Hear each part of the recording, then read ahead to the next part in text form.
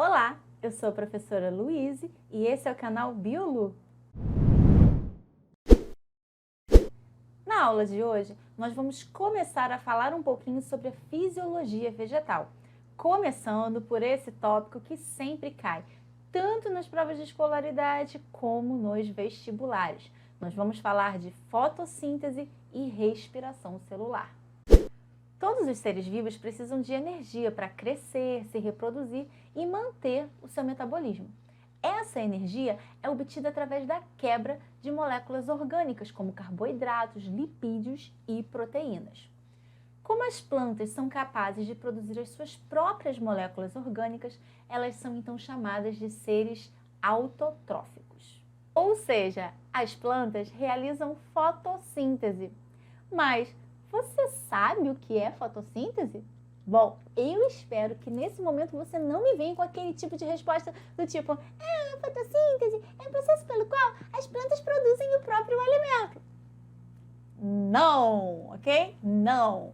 Como eu já dizia, o velho e bom Lavoisier, na natureza nada se cria, nada se destrói, tudo se transforma, né, galera? É isso mesmo. Então, fotossíntese não é processo de produção de coisíssima nenhuma.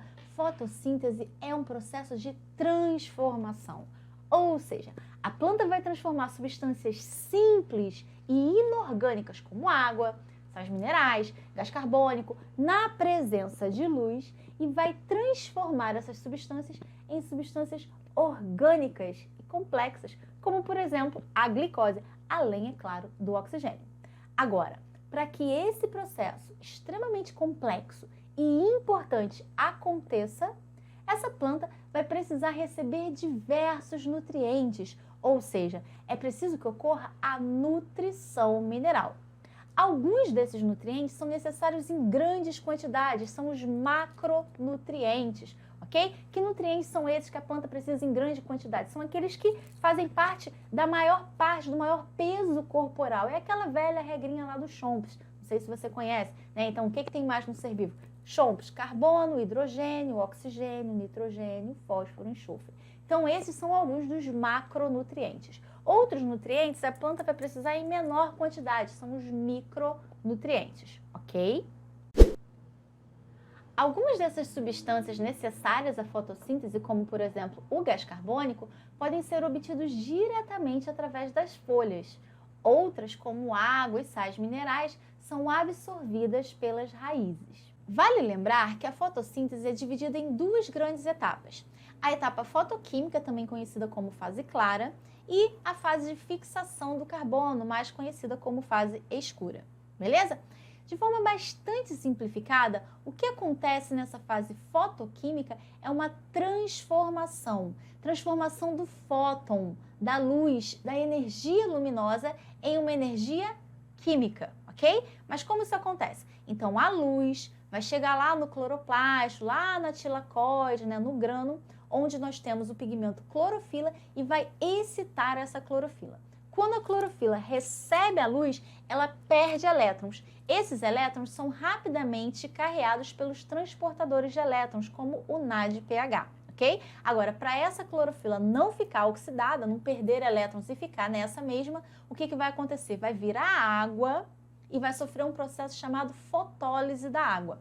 Essa água, então, é quebrada através da luz, através do fóton, libera elétrons para repor os elétrons da clorofila e libera também o oxigênio, ok? Essa é uma etapa muito importante, saber que o oxigênio liberado na fotossíntese vem da quebra da água e não do gás carbônico, ok? Então, a água é quebrada e libera o oxigênio. Bom, então, o que eu tenho aqui? Eu tenho uma transformação da energia luminosa em uma energia química. Essa energia é levada então para a próxima etapa, a fase de fixação do carbono, e é utilizada para fixar, para prender moléculas de CO2, aquele carbono atmosférico, em uma molécula orgânica, como por exemplo um açúcar. Um erro muito comum na maioria dos estudantes é achar que a fase fotoquímica só acontece na presença de luz e a fase de fixação do carbono, a fase escura, só acontece na ausência de luz ou no escuro, ok? Isso está errado. Por quê? A fase fotoquímica ou fase clara, obviamente sim, precisa da presença de luz. Ela vai ser uma transformação da energia luminosa em energia química. Mas a fase escura só precisa que essa energia química esteja disponível. Então, aqueles compostos que foram produzidos lá na fase clara vão ser utilizados na fase escura, que pode acontecer tanto durante o dia quanto durante a noite, na presença ou na ausência de luz, ok? Existe uma relação muito importante de complementação entre fotossíntese e respiração celular. Isso porque vale lembrar que plantas também fazem respiração celular, não é mesmo? Bom, como isso acontece? Aquele produto lá da fotossíntese, ou seja, a glicose e o oxigênio que foram produzidos na fotossíntese, vão ser utilizados como substratos na respiração celular. Ou seja, aquela glicose, aquele carboidrato que foi produzido na fotossíntese, através da respiração celular, com o auxílio do oxigênio, vai então ser quebrado, gerando gás carbônico, água e energia. Essa energia vai ser utilizada para os processos vitais da célula.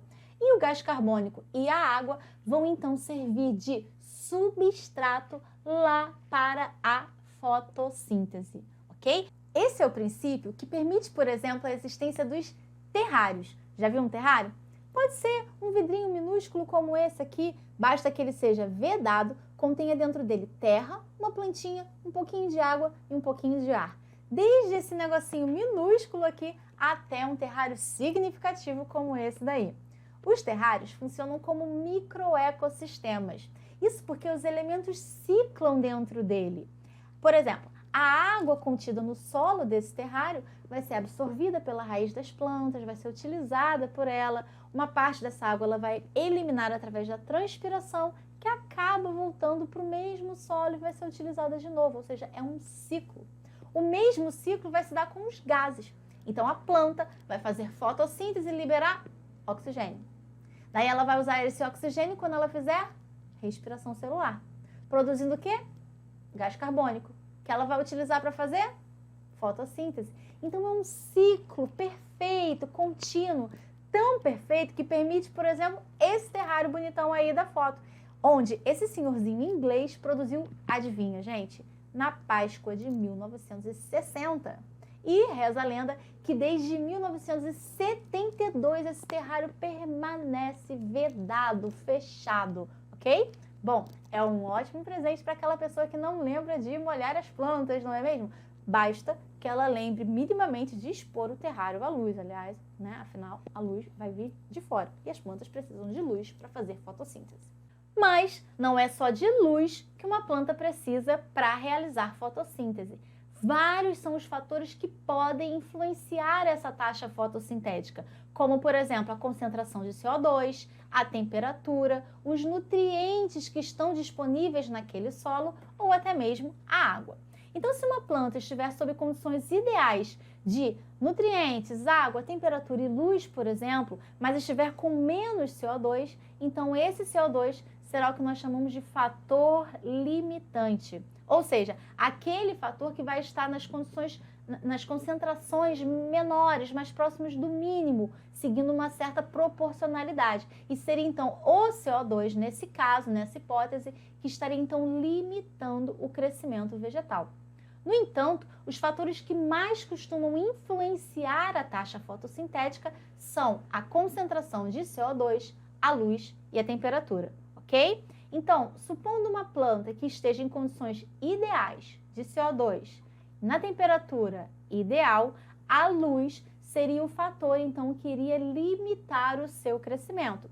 Dessa forma, quanto maior a taxa luminosa, quanto mais luz ela recebe, em tese, maior seria a sua taxa fotossintética.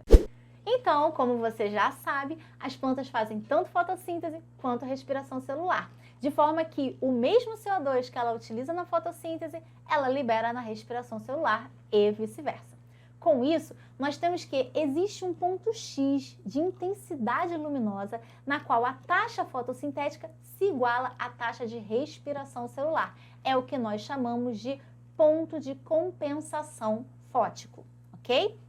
Então, para crescer e liberar mais oxigênio do que ela consome, é preciso que a planta receba um pouquinho mais de luminosidade do que no seu ponto de compensação fótico. Assim, a taxa fotossintética vai ser maior do que a taxa de respiração celular.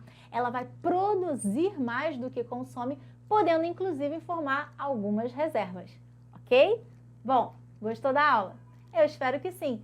Se você gostou, aproveita para se inscrever no canal, ativa aquelas notificações e aí você vai ficar sabendo toda vez que surgir uma nova aula por aqui, ok? Até mais!